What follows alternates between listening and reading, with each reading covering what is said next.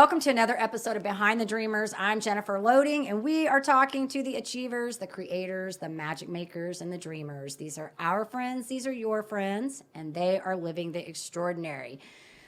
All right, so for my audience, my guest today says her personal story has entailed overcoming physical, emotional, and spiritual health obstacles. And through all of it, she's found unique ways to share wisdom, joy, and hope with the world around her. And so here's some fun little things about her.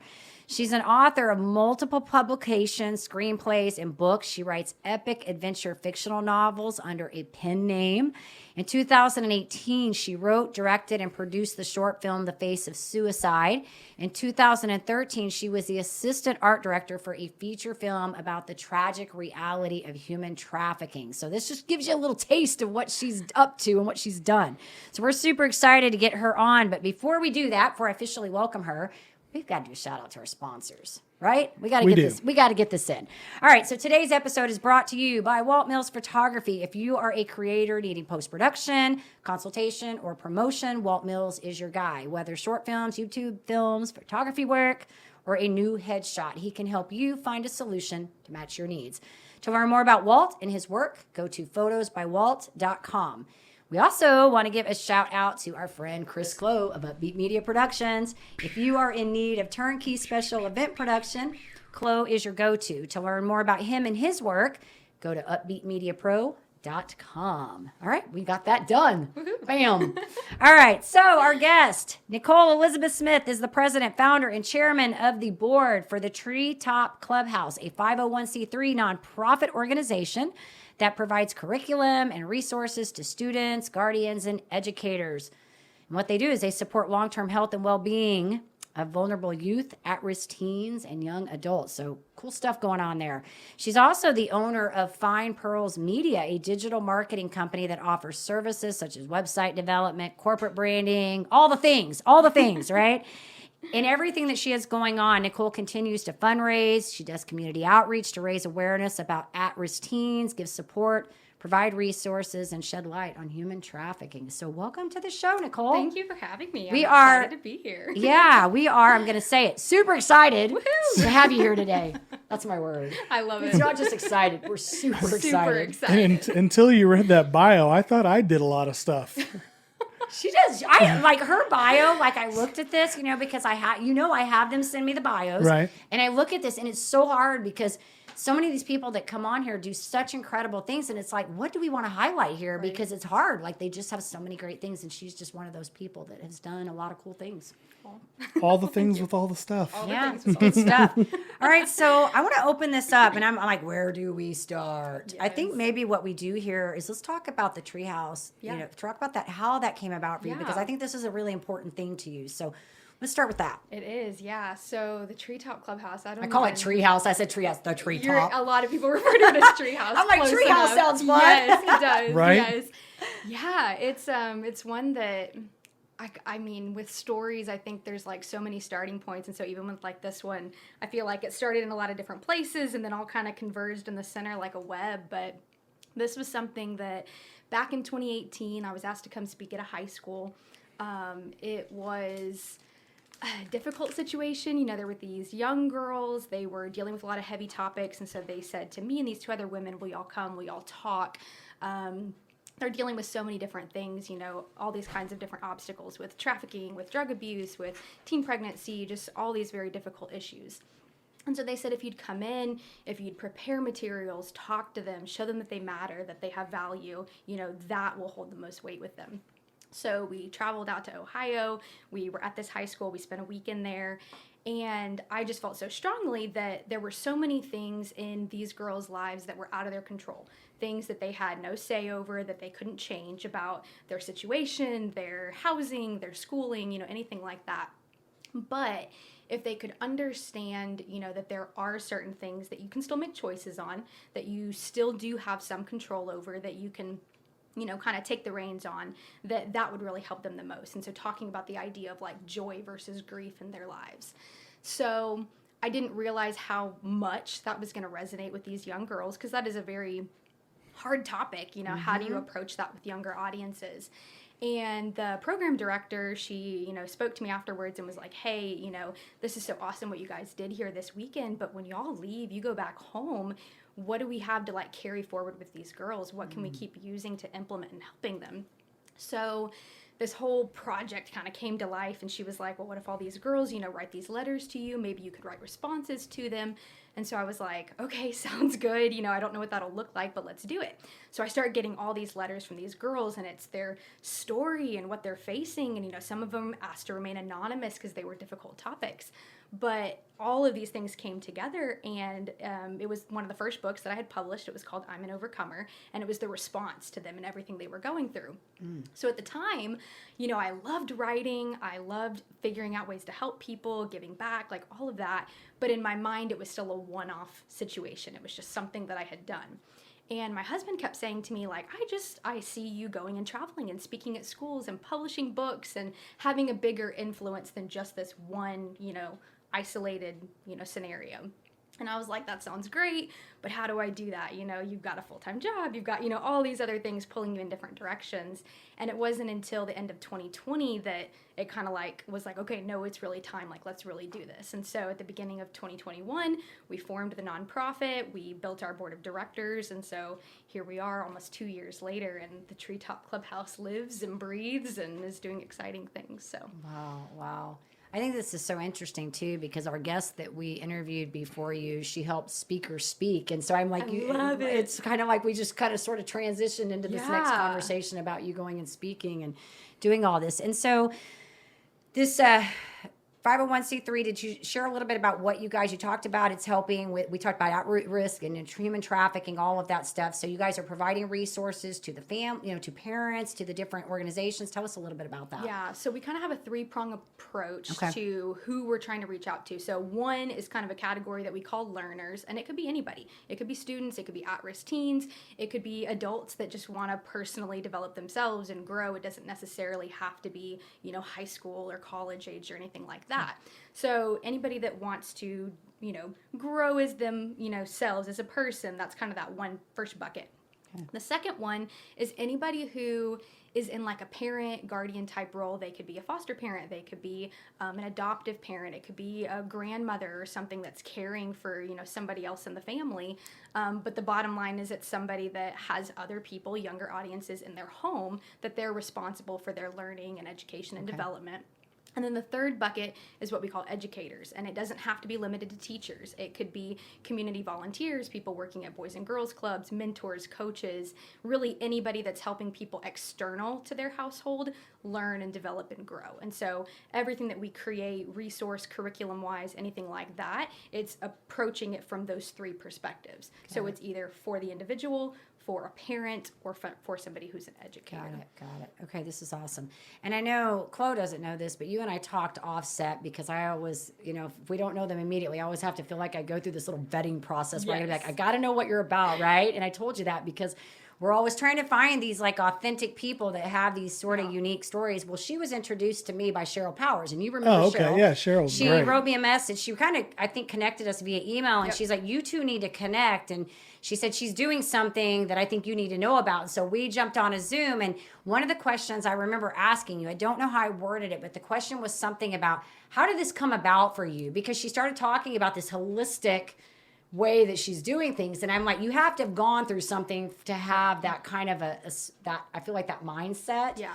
Because I feel like awakening things where we have these like changes in our lives, these massive changes usually come about when something happens, right? Like some kind of a health crisis, a divorce, a death, something massive comes around. And so I want to talk about that really quick, because she's got all this amazing stuff going on, and you don't have to go in too deep, but that's the question I want to ask you is, how did this come about for you? Because you've done so many things. And in the beginning of this, we talked about here through her, physical, emotional, spiritual health, she's found ways, uniquely to share her wisdom and all of that. So maybe share a little bit about how that kind of came about for you. So definitely on the physical health side, I've had chronic health issues my entire life. So that kind of became my normal. Not that that's a good thing, but it does. And, we had talked a little bit about this, offset as well, that physical health problems can often also lead to the emotional health problems, that they're very interlinked with each other. And so I would say between those two things, there was plenty of things, in my, history and in my story and stuff that were, heavy things to go through, and in 2018, literally a month after I had done that speaking engagement at the high school, I actually had a very severe near-death experience. I was hospitalized. The nurses that were on the intake team the night I went into the ER did not think that I was going to pull through. Wow. So I remember on day 6, they're getting ready to discharge me, and the nurse that had been there the night that I came in was actually the nurse that was there the day that I was leaving. And she was telling this other nurse in my hospital room, we didn't think she was going to make it. The night she came into the hospital, our entire team was just we need to make her comfortable. I was on morphine and Dilaudid and all these things that were we're helping you transition, And my husband was there all 6 days. He wouldn't leave my side. The nurses were you have to go home. You got to take care of yourself too, Yeah. And he was no, because I know she's going to pull through. I know she has more things to do. And so I'm not leaving because she's got to make it. Yeah. And so it's little things like that in the moment, it was something that happened. But looking back, it's one of those things that it changes your perspective. You kind of get a taste of life really is short. And if I really do have things that I believe I'm supposed to accomplish, that I have a purpose or something I'm supposed to be doing, I don't have time to waste in other areas. I have to do what I'm passionate about. I have to do what I love. And so I think that was one of many big turning points, but that's kind of the biggest one that comes to my mind as far as kind of pushing me to go. Well, and I think that's huge. Did you get chills? I got chills when she was doing that. Because it is, I've had people ask me that question too, how do you stay positive, or how do you stay passionate about what you're doing? And we just talked about this before, that we're not positive every single moment of the day, right? We recognize that. But I think overall, I feel most of the time my life, I feel is pretty good, and I tend to look at things from that perspective because I've been on that other side where life sucked. It really looked, and I didn't really realize that, for me personally, he knows my story, and I think I shared it with you, but for me personally, after when I spent those 4 years of that chronic, pain, but the depression that went with it, I think when I came out of that, there was such a victory from that I realized that, gosh, for two things, how do people that live with chronic disease, live with that and not want to change, not want to be better, not try to work to be better, because that's such a miserable existence. But also it gave me kind of what you said, the perspective on the other side, to go, life is short. It is too short to be sitting around dumbing it down, ho-humming. It was in our previous show. Ho-humming your life, just going through life and being mediocre, and just I can't go that way. I just can't. I can't. Well, I'm glad you brought that up too, because that's the heart behind our first project that we've been doing through the Treetop Clubhouse, which is called the Joy Project. Okay. And so, joy was something that I had talked about, at that high school. We talked about joy and grief, but the Joy Project kind of took it to a whole nother level, different from how it was in the I'm an Overcomer book. Okay. And with the Joy Project, it was really looking at, from my own personal experience, but also with, advisors in health and in, counseling and all these different areas. So, fully researched, fully vetted, fully, looking at things from a very high level picture. But looking at your physical self, your emotional self, and your spiritual self. This is the part I like. And so with those three things, I was able to see in my own life and through my own research and my own studies and all that, how these three pieces were integrated. And so if you, if you're working with, younger audiences and you're only ever talking to them about their physical appearance or their body or whatever, that's only one piece of them. Right. You can't neglect how feelings and emotions and relationships and all these other pieces play into who they are. Oh, but people do. They do, though. They do. And so that's why for us at the Treetop Clubhouse, I was like, if we could help people understand, you could have a full picture of what you are from a young age. Picture. Yes, if you could understand that from a younger age, and if the parent figures in your life could help instill that into you, and the educator people in your life could help instill that to you, you've covered the entire growth cycle in a sense, to where younger audiences are then growing up with a full picture of themselves, which means they're more likely to understand who they are. They're more likely to go on to do what's actually fulfilling and meaningful to them. And one of the examples that I had given, at that high school way back when, and I still think it was the right analogy for the audience at the time, but it was an analogy of plants. if you can identify, okay, like I'm a tree and I'm meant to produce apples and I'm supposed to produce 100 apples a year and that's a sweet spot for me. If you've got somebody who comes along and says, no, we need you to produce oranges, we need you to produce 200 of them, and they're trying to change everything about who you naturally are, you feel like a failure. You feel dissatisfied. You feel like something's missing. And it is, because that's not who you are. It's not who you were made to be. Right. So if you can help people understand what they are, who they are, why they exist from a young age, and even unlearning the more negative things at an older age, like that allows people to then make choices in all those areas that set them up for a life of joy. So that's where the Joy Project title comes in. So. Fantastic. You see, now I know. Now you know why Cheryl connected. Cheryl, I had her tell me this, and I'm like, I know exactly why Cheryl sent you my way. Because I'm sitting here, and while you're talking about the whole thing that's going through my mind, the world would be a better place. Yes. There'd be a lot less disgruntled, moody people, happier people. Yes. Because a lot of people don't realize that what was indoctrinated in them or ingrained in them, that they don't realize that they don't have to follow that. Yes.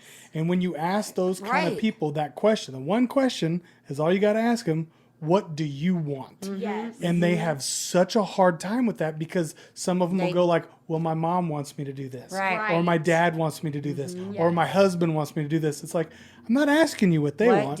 What do you want? Yeah. Because one of my friends and mentors, Mark Rogers, told me one of the greatest things. Joy is an inside job. That's It is. exactly It right. is. That's It is. exactly right. It is. And It's not that's an a pretty existential. it's a key principle like in the book too. And I know some people they'll hear like the spiritual self piece and they'll get a little wary, and it's like the way that we have it set up, it's not I don't get spiritual in a wary about it, religious just so you sense know. or anything like that. I know, but people do. They do, right. And so I always kind of say like spiritual/mental, because regardless of whether or not you have any type of religious affiliation or that you feel connected to anything bigger than yourself in a spiritual sense, everybody wants to be connected and engaged at just the human level. And whether that's being a part of an organization, being a part of a club, being a part of a hobby where other people share your interests, there's still that need for that human connection. And so, I don't know, that's a really big piece in it too, because if you constantly have people telling you, well, that's not cool or that's not interesting, or that's not what we like, you mold yourself into something different. Right. And while they might like what you are, if you're not satisfied with yourself, you're literally going to set yourself up to live a life of grief. Yeah. It's just like another great saying is, people's opinion is none of my business. Yeah. People's other opinions of me are none of my business. Right. Yes. Right. It's you find your tribe. Yeah. It's for instance, my ex stepdaughter loved. My ex-stepdaughter. I know it sounds weird because it's from my ex-wife. I don't have any. But she loved anime. Okay. And she loved going to these like cons and stuff like that. And where if you take the judgment away and your opinions and all this stuff, and you just go and be yourself, you end up having and you find so much more joy in that because you're doing what you love. You're having fun and you're meeting people that you never thought you'd meet and all that kind of stuff. And it's so funny because you can sit on the outside and listen to people like, God, look at all those nerds. What are those weirdos doing? Freaks, blah, blah, blah. And I'm like, have you noticed though? You're sitting out here by yourself, and there's like 100 of them. There's 100 of them dressed in these amazing costumes, having a great time. Right. I think this comes with this whole what she's building though is really about building this confidence so that they can feel okay to do that. Because I think it takes a lot to be able to get to that place, and that's an inside. It's all inside, really. The confidence is inside, the joy, all of that has to be found within. And so many people, they get, like you've said, you've hit on it, is that, they feel like they need to do these things. I've always talked about this. I mean, I talk about all the socialist way we do everything. We tell kids they got to immediately go to college when they get out. Some of them are not ready to go. Some of them need to go find a mentor. Right. They need to go do their thing, and not everybody's built to do that. And I think we have to learn that to embrace people where they are, right, and get them comfortable in their skin, whether they're young or adults. I work with the adults. You're working with that risk, but it's the same. We're the same messaging. Yes. It's the same messaging. Finding your peace comes about you finding your confidence, and it's built on all those principles: the spiritual, the well-being, the physical, all of it. I mean, you can't be unhealthy and it not manifest somewhere. Like all these things show up, and I always say, how you do one thing is how you do all things, because. They find their way. They creep in. You know, like when you ask people about health things. I told you that whenever I was going through my stuff, and I went to the holistic doctor, and he said to me, what was going on in your life at the time this happened? And I was like, whoa. back It's a up. hard question. Back up. I said, Yeah. dude, I didn't cause this. Like, Yeah. excuse me, I'm like the perfect mom. I didn't cause this. I went to the dentist, I got a silver filling out, right? Yep. That's it. And here I got this. And then I was able, in retrospect, when I wrote my book, I was able to go back and look at that and go, okay, whoa. That's a hard thing to do. Yeah. To come back and go, how did I contribute to this? Yeah. Right? How did I contribute to my health? Yeah, something happened that day, but it might not have been as bad had I not been in a prime position, for a lot of chaos already going on in my life. And there was a lot going on at that time. And Right. so I think that there's a lot to be said about this. Yeah. I just keep going back to the world would be a better place if Well, you could well, and address not only these. that, but there's also simple little things that you can't give someone joy, but you can share your joy with someone. Yes, And there's simple little absolutely. things throughout Yeah. the day that, for instance, someone the other day I had on a shirt, I can't remember what it was now, but someone was like, "Man, I really like your shirt." And throughout the day, You like know that, what shirt that is. that sticks. Yeah, well, what that's was the shirt? that sticks with you, you It know, and you're does, like, oh, yeah. like, hey, great hat, or hey, you're beautiful, or hey, I really Yeah. like those shoes are awesome, or what you're doing Right. is like, hey, Yeah.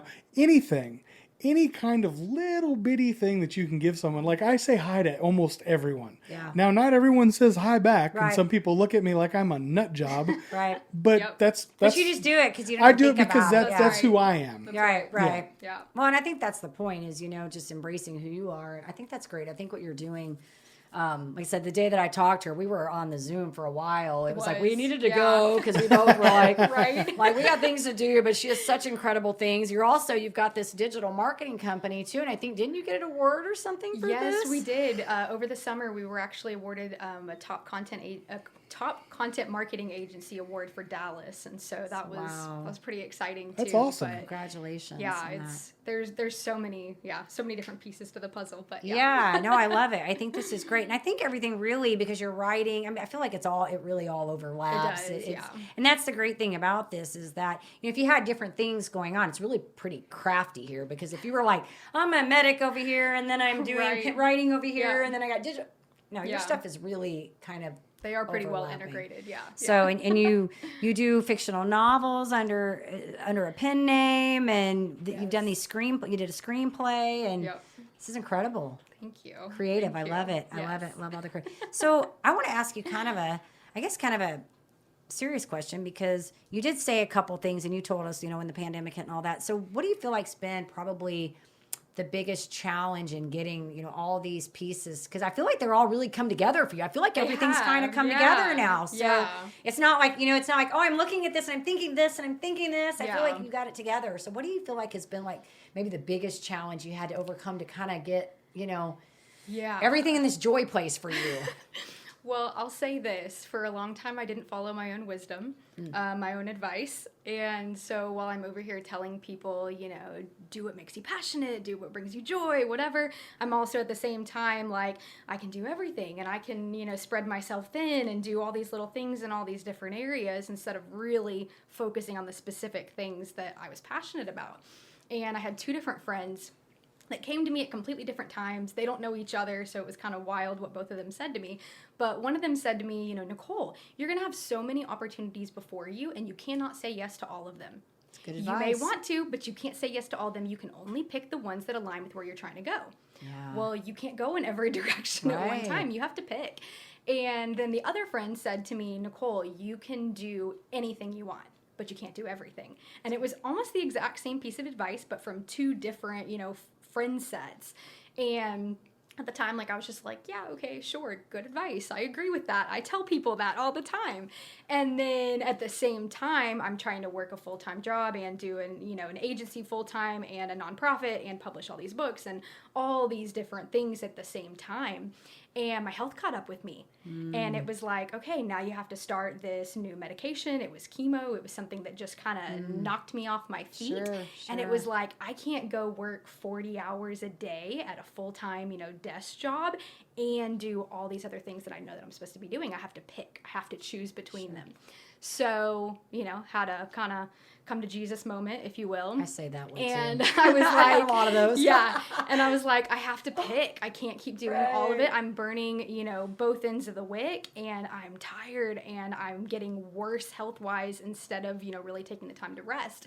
And so I quit my full-time job and said, we're just going to dive in headfirst and do this. And I don't know where the finances are going to come from. And I don't know if I'm going to have enough clients to make this work every month. And I don't know if people are even going to be interested in any of the things that I'm writing, but we're going to do it. We're going to do it. And so I just kind of took that leap of faith. And my husband was super supportive. My friends were supportive. My board of directors was supportive. I mean, I had so many people that came alongside me, and they were like, we believe in you for doing this, because we were finally doing the very thing that you've been, preaching at everybody else. And so, and I had that wake up call where it's like, I should take my own advice for once, and kind of honed in. And so I'd say that's the hardest part, is actually getting started, because I mean, you can say that you're going to do something for forever, but once you actually start, it's like, this is real. Now I have to set goals. Now I have to, have Commit. the support team and really do it. And Yeah. so, I think that's funny, because I feel like I just had that conversation with somebody the other day, totally different topic, but I said, I can't coach my clients to do something if I'm not willing to heed my own advice. Yep.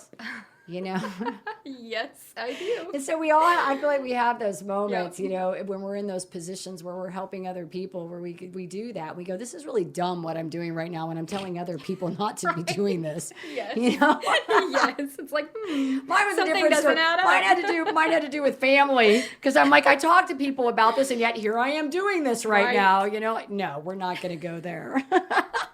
It's good advice for yourself. So, Yes. But I do agree with you on that. Once you get committed in, and I feel like it's so funny as entrepreneurs, whatever we're doing, I feel like it's funny. We go in and we're like, I don't know where the money's going to come from. I don't know where the sources are going to come, but they just magically appear when they need to appear. That's you right. know what I'm Yes. saying? It's like, it's such a brave, it's either just the most brave move or the most dumb move. You know what I mean? Because it's like, we just go in and we're like, I don't know where it's going to happen. I have no idea what tomorrow's going to bring, but I'm excited. Right, exactly. Yeah, I always get caught up with kind of like this scale between like, well, what's wise, keeping the job, having, reliable income, all like that's wise. Right. But then what's actually like stepping out in faith, this is really what I'm supposed to be doing.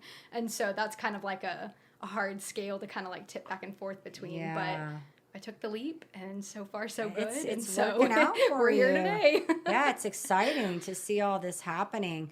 And I agree with you. You do have to. I feel like practicality. I was like, what did I say? Practicality. Practicality. It's a new word. Talk about making up words. We just made up a new- Practicality. He talks. I'm laughing about that because he said he likes to make up words. And I'm like, I just made up a new. I made up a new word for you today, Chloe. Put that in your emails. Practicality. Fantabulous. Fantabulous. I like that one. Practicality. So practicality, whatever the word is we're trying to say, I feel like kills more dreams because of the whole, we get into this, okay, well, what's the practical thing to do, right? And then, you really have to just go, but that's not what I want to do. Right. That's not what I want to do. You could live your whole life making the practical decisions and then get to the end of it and realize you missed out on so many opportunities. That's me. Like, I don't want to be at the end in my bed and they go, what did you, right. What did you wish you did? Right. Well, I wish I did this. I don't want to be that person. Like, I want to be like, I tried it. Yeah. Maybe it didn't work out, Yeah. but at least I know that now. Yeah, at least I know not to do that. That's That's exactly exactly what I was saying. I'm like, if it doesn't work, it's not the end. You just don't do it just again. it's a little pivot, and you just keep going. You still learn something. Yes. You learn not to do it again. Yes. I told you the same mistake 100 times. Sometimes we have to do them a few more times, and then we learn, right? Then we're like, okay, fifth time, don't do that mistake again. Yes. But you don't want to be the other way, right? Right. You don't want to be like, hey, I didn't try, I didn't know. How would I know the answer to that? That's why I love doing this show and getting crazy. You're not crazy, but I love even finding crazy people on here because I just want to know what they're thinking. Like, I really want to know, what are they thinking back there? I shared with you I didn't share this with Chloe, but one of the people that I interviewed a few weeks ago on the show, he drives Uber, or I don't know if it's Uber or Lyft, 7 days a week. He has a nonprofit. He donates 50% of his profits back to his 501c3 to build the kid yes from, I talked to him finally. I talked to him and everything. Yes, he says he's the happiest he's ever been. I love it. Now I'm going to say I can't imagine doing that driving all day being happy, but what he's doing is bigger. His purpose is bigger, and so for him, That is huge. But he even told a story on the show about how he was driving this woman around and he reached the destination. And she said, keep driving. Just keep driving, because she wanted to talk to him and hear him tell his stories and stuff. Yeah. Because he's building these schools, in Liberia. Right. Or he built one, and I think it's housing now 1,000 kids or something like that. And so just, it's to hear stories like that, that's like the woo-woo fuzzy stuff I love. Because I'm like, if somebody can come back and really get to a place where what they're doing, their purpose is bigger than themselves. Yeah. And they're happy doing that. Yeah. And really that's that. I'm doing Maslow's hierarchy of needs right now because I'm creating my program. So I'm talking about the human needs, self-actualization. Yes. Self-actualization. That's a hard word. It's at the very top. And then there's the transcendence on the top. And it's all about, growth and contribution. Yes. People are happy when they reach the growth and contribution phase. Yes. So when people ask you, is happiness real? Yeah, if you're willing to be growth-minded and contribute, yes, it is. You've got to get beyond yourself because that's the only way you're going to find it. But that goes back to what Chloe was saying as well with that internal, it's the choices inside of you. One of the examples we give is that everybody has like this little compass inside them, and then it kind of fluctuates like this between like joy and grief. And so every choice you make either pushes the needle more towards you doing something that's fulfilling and satisfactory in life, or misery where every day and they you can't wake reside up in the same space. No, You can't be joy it's and grieving really, at the same. Right. It's You gotta really be one or the other. Yeah, But not to say we don't have things that happen that are one-offs, that there's seasons of grief. That's perfectly normal and part of life. But when your entire life is built on, I wish I didn't have to wake up today because I don't want to go to my job that I'm miserable at. And it's heavy. sad. It's heavy. It's draining. It is. Yeah, it's really heavy. So. And it's hard to be around people that live like that because, especially if you're like us, we're upbeat people, and it's like, it's very taxing on the soul. She said upbeat. That's a good one. Upbeat Media Productions. That was totally not even on purpose either. But it is true. Now I'm getting back to serious. It is true, right? Like if you tend to be, we'll get another word, high energy, maybe, I don't know what the word, positive person, and you're around people that their existence is, oh, gee, I had to get up today. I'm like, maybe you should just crawl right back in that bed. Right. Take some time for yourself. Find another person that is find a person that's going to uplift you, just not me. Negativity has a tendency to follow negative people. I agree. Whereas positivity has a tendency to follow positive people. I agree. Yeah, it's good stuff. Well, you're doing amazing stuff. So what do you love about all this? What's the best part of all this for you? That's a tough question. I mean, there's so many pieces to it. For me, I love writing. I love storytelling. So every opportunity I get to tell stories, whether they're fictional or nonfiction, that's fulfilling to me. And it doesn't even matter if it's written words or if it's speaking or if it's, telling a story through someone's website design.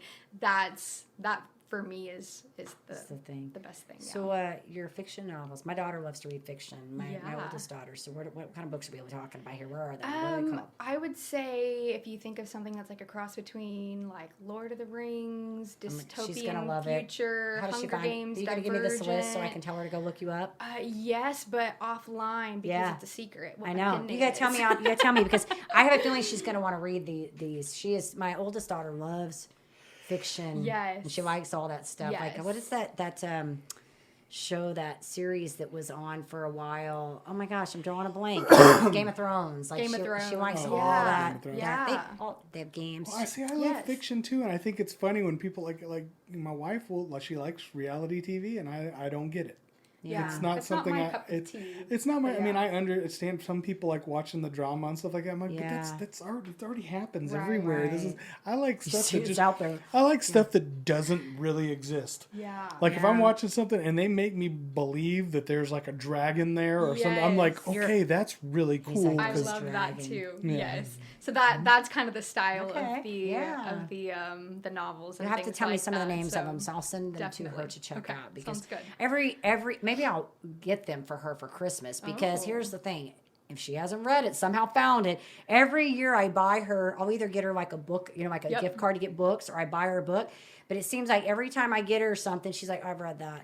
I'm like, reads like crazy. That's a great hobby. Yeah. No, it is. It's good. But I mean, it's like so hard because I'm like, I'm just going to get you the gift card to the bookstore. You go pick out the books you want. Right. Because, and it's funny, her husband reads more like self-help. She likes all the so they have very different book styles. That Yes. Kara's like, I do not like self-help books at all. Doesn't like them. But see, I think that's what's really cool about more fiction, fantasy, adventure, like those types of stories, because you can still Yes. you can instill the exact same values and Right. growth and understanding of much higher spiritual and emotional concepts. That's probably why she that likes people it. may not otherwise go pick up the book that says "Be the best you," but you Yeah. can see that through the hero's journey. You can see that through the storytelling and so. I think you've hit something on that because that's one of the things I'm talking about in my Yeah. program is the hero's journey. But I think that's probably why she likes it, doesn't really know how to articulate Yes. it. You know what I mean? Like, 'cause Yes. she's like, I hate self-help books because they tell you what to do. Right. Because most people really, and that's what we talked about before, is that most people, if you tell them what to do, that's not going to stick. But if they Right. can see that through a story and they can resonate with the story, then it Yes. has a little more impact and they can Yes. remember it. Because, hey, do you remember that book I read?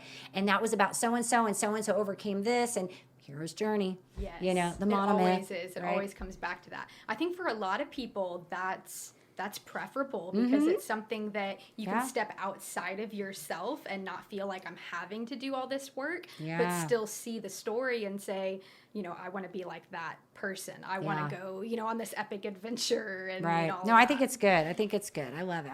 I need to find out because I'm gonna Sounds maybe get good. her some. Sounds good. Maybe I will have a winning piece. I won't have gotten her one that she's already found. I love it. don't know.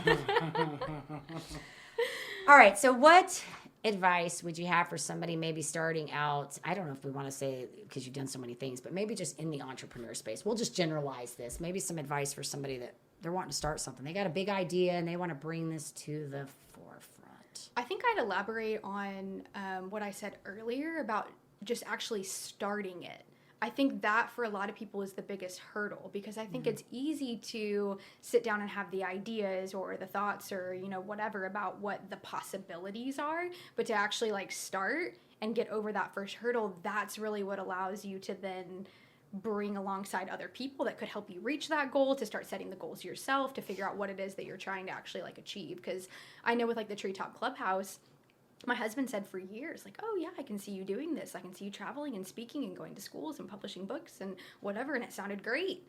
But it wasn't until we were okay, let's file the paperwork with the IRS to actually, form the organization that it was whoa, this just got real. Now I have to actually do what I said I was going to do and follow Yeah. through with it. And so getting started, actually just starting, pulling the trigger on it. Yeah, going with it because that is hard for a lot of people. Yeah. I feel like, it's like this program I'm building right now. I'm on. It's so massive. I can't even tell you. I've already got 500 slide decks in it. I'm nowhere even near. Wow. I mean, it's going to be Yeah. a beast. And I've been ho-humming on it. We're on ho-hums. Might going to be my new word now. I've been sitting on it for 2 years. Yep. I've had the outline, and I relate. finally, I joined this mentor program last November. I think I shared this with you. And I did a mastermind at the beginning of October. And so there were 7 of us in this group, and we're working with the mentor. And I just made the decision while I was on that. I'm like, that's it. We're just doing this. We're pulling it. I mean, I'm done. I can't talk about this anymore. You know, it's kind of like you with your pride. I've got a lot of knowledge I've gained over the years, and I feel like from different pieces, from my network marketing, from my my medical stuff I went through, then even my coaching, all of that. And so now I'm knee deep in it, nowhere near even done with this thing. I'm only in maybe 1/100% of this done right now, but it's coming together, and I'm actually excited about how it's coming together.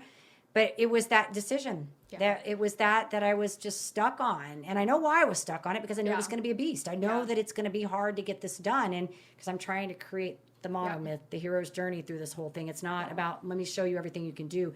It's how do I take you through this immersion from day one to the end so that I create this massive change.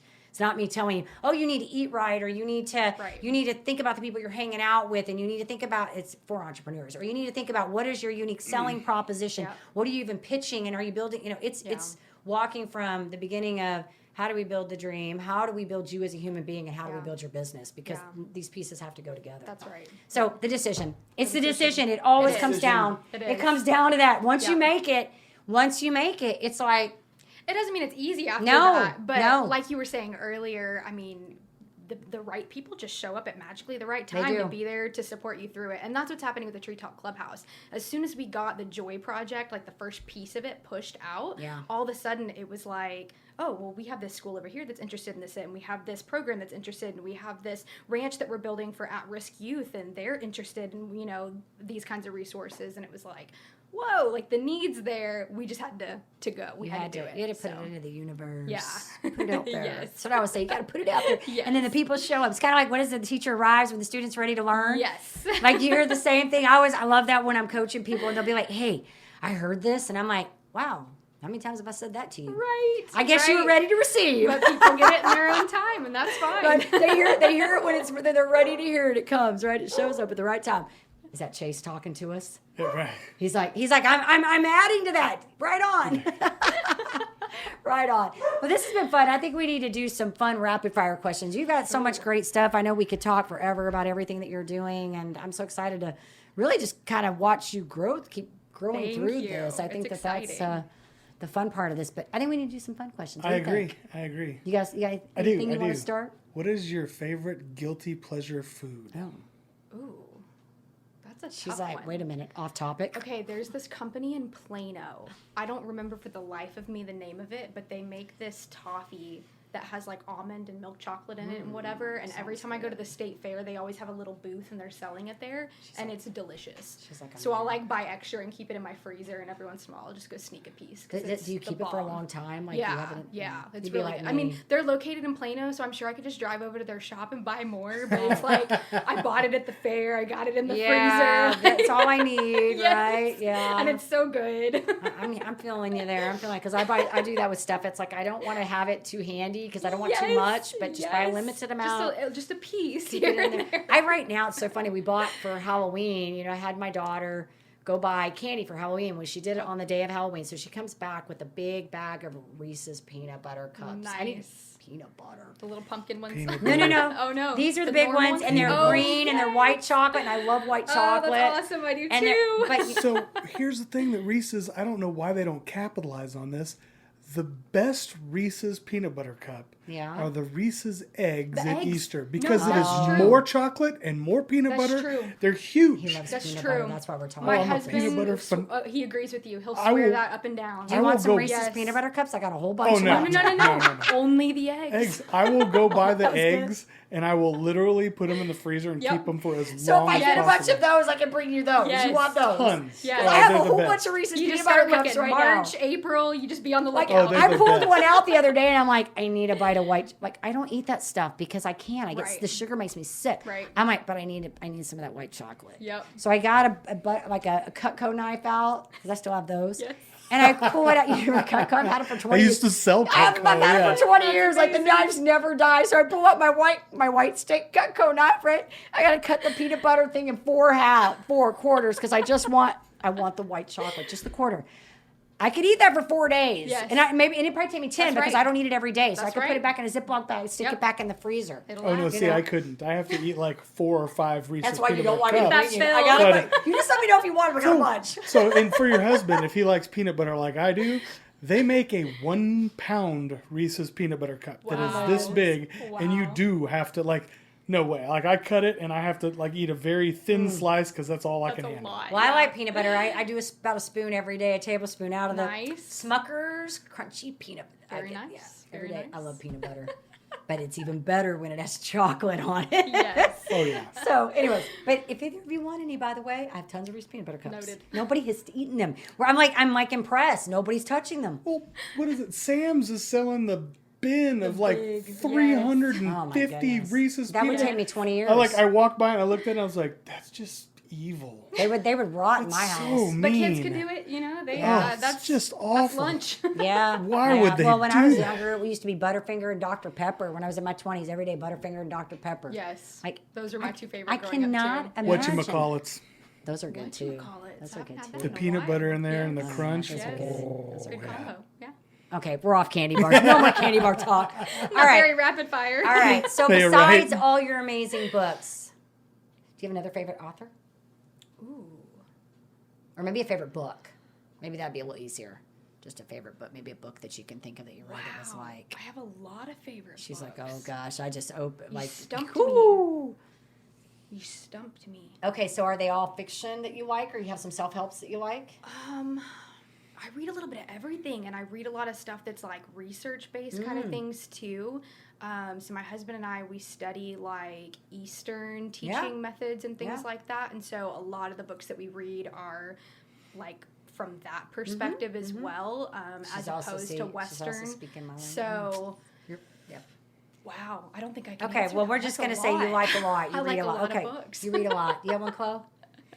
No. Okay. Nothing. I do. Hold on. Favorite destination spot. I'm sitting here thinking about books. I'm Ooh, like, Yeah.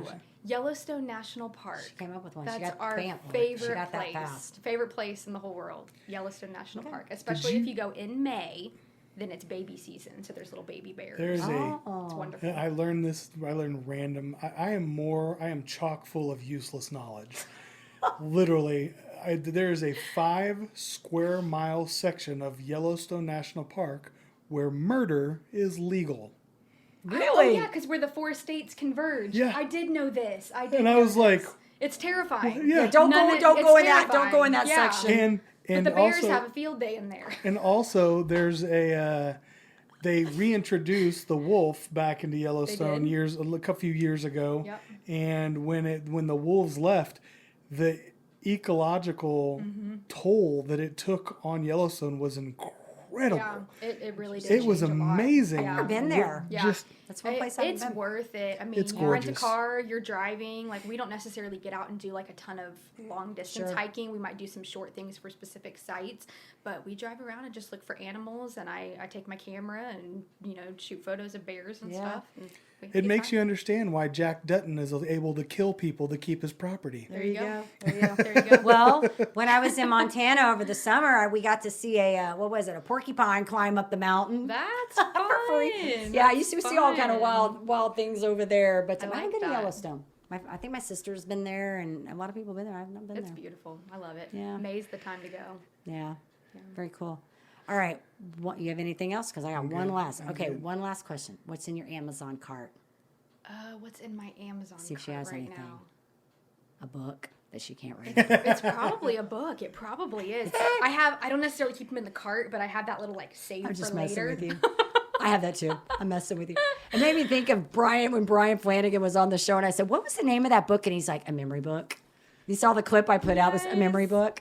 I figured out it was Spin Selling was the book. Afterwards, I'm like, oh, I love Spin it. Selling. I love it. Anyway, so we have to have fun on here. But you know what? Hey, the Amazon card is good. I don't know what's in mine right now either. I might be actually empty at the moment.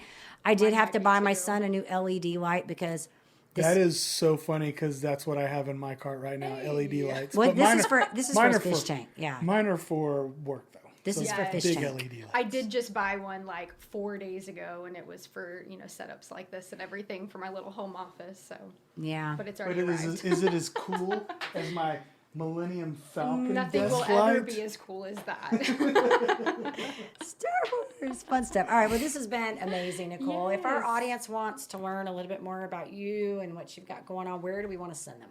So NicoleElizabethSmith.com is my author website, and it has links to Fine Pearls Media, to Tree Talk Clubhouse, books, all of that stuff. I love it. You got it all. It's a central point that then kind of feeds back out. I like it. So we'll make sure that we send them there. We'll get the links on there so that they know where to go. That's good. Smart move cool. on your part. Thanks. It's like hard. I mean, you have the separate pages, but if you can bring them into one place, Yes. definitely worth it. So. Yes. All right. Well, we want to say to our listeners, of course, if you enjoy our show, please be sure you give us a rating on iTunes, Facebook. We can't do this without you. Do that. Yeah, really do that. And then hit that subscribe button on YouTube so we can keep creating fun content and get these cool people to come talk to us, right? And so we can give Jennifer some more tongue twisters. Yeah, some more tongue twisters.